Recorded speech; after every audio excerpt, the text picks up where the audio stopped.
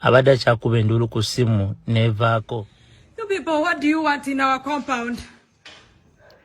Mukyala Bobi Wine si birungi imbu okubeera nga awambiddwa munangati esayidi eno wali emagere obudde bubadde bwa kiro.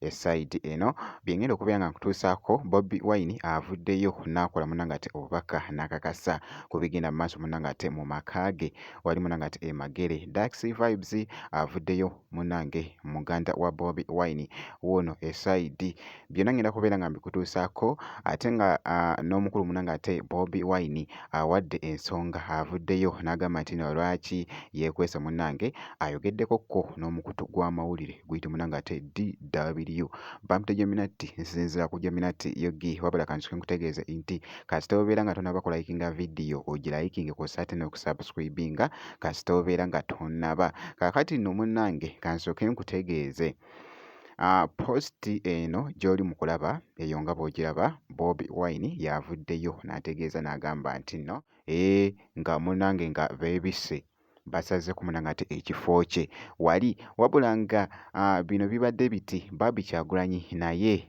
asobodde okuteekayo akatambi ng'ali mu kulaajana. Oh my god, kibadde kikambwe nnyo era nga boogezako okulaba mu katambi ako. You people, what do you want in our compound? What is it that you want in our compound? What do you want in our compound? Ate nga ye Daxi Vibes avuddeyo actually okusinziira wali n'agamba nti no si birungi munange ate nga boogezako okulaba. Banange Babi Kyagulanyi first lady is being kidnapped now.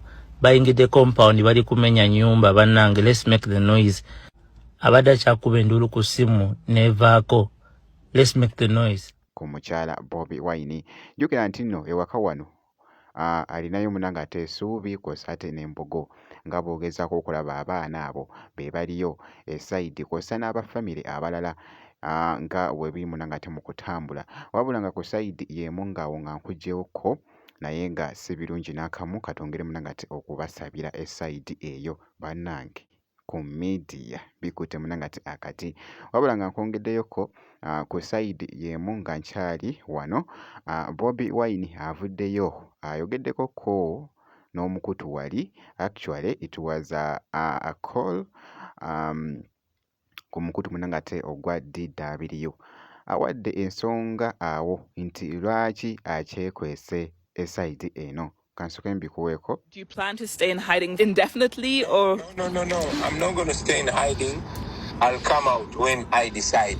I stayed in hiding because if I stayed at my place, I would not be able to do this interview. The internet at my house is jammed and the network is cut off. My wife can only make maybe up to a few calls a day painstakingly.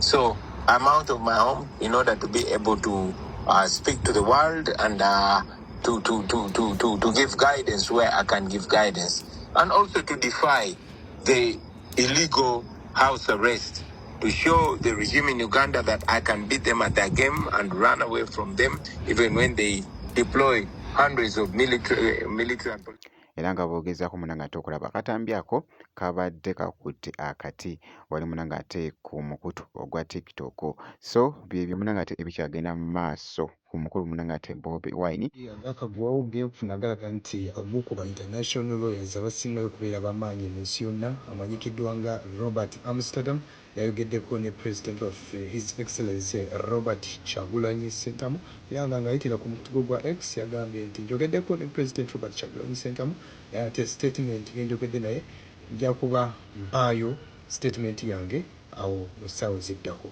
atulindiridde kiki kyagenda okubanga kw'ossa ne famire ye eno wali emagere. So nja kubeera nga mbikutuusaako byonna ebinaasingawo embu okubeera nga mukyala Bobi Wine nti awambiddwa wabula ngenda kubeera nga nkomawo mu maaso awo n'ebirala kakasa nti weekumira ku Geminati yogi